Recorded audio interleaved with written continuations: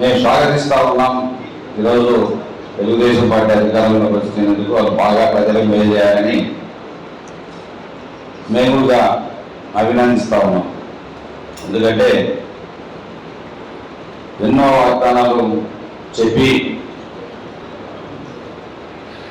ప్రజలకు మెరుగైన పాలన అందిస్తామని చెప్పి ఈరోజు అధికారంలోకి వచ్చారు. మేము కూడా ఒక 6 మాసాలు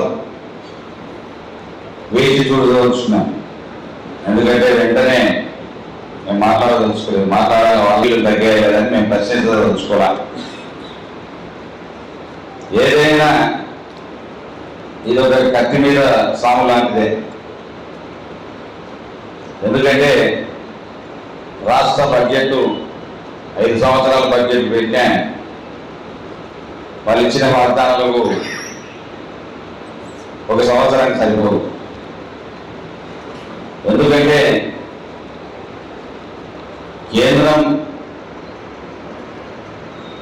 వీళ్ళకి ఎంత అనుభవం ప్రత్యేక హోదా సాధించుకుంటే నిజంగా మనం చంద్రబాబు నాయుడు గారిని అభినందించాలి. ఎందుకంటే ఇంతకుముందు గతంలో పరిస్థితులు అనుకూలంగా లేవు, ఈరోజు పరిస్థితులు అనుకూలంగా మారే. ఏముంది మన రాష్ట్రానికి ఒక ప్రత్యేక హోదా ఇస్తే చాలు. తెలుగుదేశం నాయకులు కోరినట్టు బ్రిడ్జి కమ్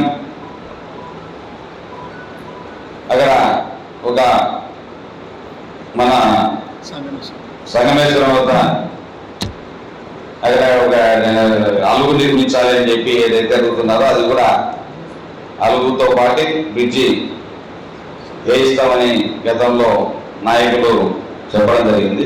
ఇప్పుడు అధికారంలోకి వాళ్ళు వచ్చారు కాబట్టి అది కూడా సాధిస్తారని భావిస్తూ ఉన్నాం.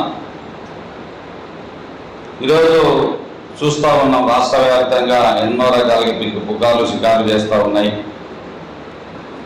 ఈవీఎంలు ట్యాంపరింగ్ జరిగాయని